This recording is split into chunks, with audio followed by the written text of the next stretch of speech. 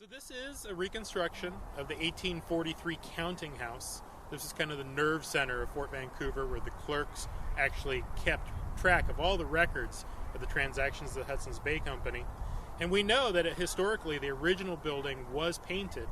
Specifically, there was a mid-1840s watercolor done of the interior of Fort Vancouver that actually caught the building, and it very clearly shows that it's a white color, which indicates that it was painted.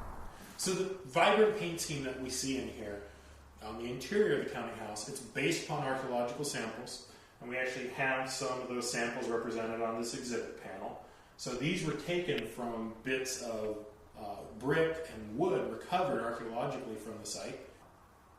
So these paints actually were quite expensive in the early 19th century. They're made from pigments. The way they shipped them was actually a dry pigment, which they actually had to mix on site, usually with linseed oil, to actually create an oil-based paint.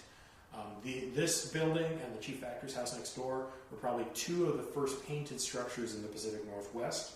And lots of early American visitors here in the 1830s, including Narcissa Whitman in 1836, actually commented on how surprised they were to encounter painted structures here in Fort Vancouver.